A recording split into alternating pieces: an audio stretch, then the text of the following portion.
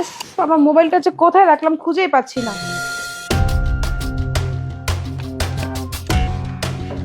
এই তো মোবাইলটা পেয়েছি। দাও আমার টাকা। আমার টাকা তুমি কেন গুনতেছো? কিসের তোমার টাকা? এতগুলা টাকা তোমার? হ্যাঁ, এই টাকাগুলো তো আমি এখানে রেখে ফোনটা আনতে গেলাম। যখন এতগুলো টাকা দেখেছো লোভ সামলাতে পারোনি, তাই না? ছোট লোক কোথাকার।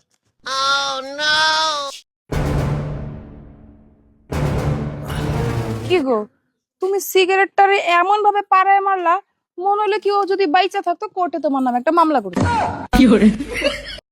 আমার বউয়ের স্মৃতিশক্তি খুব ভালো, কোনো কিছুই মনে রাখতে পারে না, উল্টো সবই মনে রাখে। এই যে ভাই, এই বাসার মাইয়া। আমার বাইরে মারছো?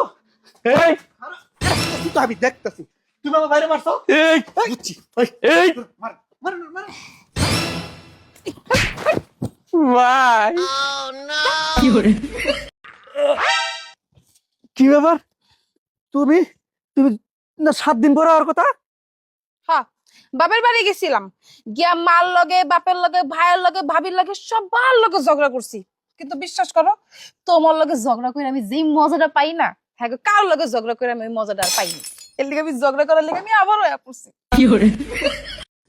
আচ্ছা জান, হুম, আমার বিয়ের সময় তুমি দেখলাম অনেক কান্নাকাটি করলা, কিন্তু হঠাৎ তোমার মা এসে যেন কি বললো, তারপর তুমি চুপ হয়ে গেলে কেন বলো তো? কেন শুনতে চাও? শোনো, আমি তো মা বাবাকে ছেড়ে চলে আসবো দেখে অনেক কান্না করছিলাম।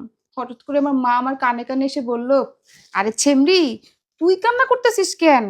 কিছুদিন পর তো কান্না করবে তোর জামাই।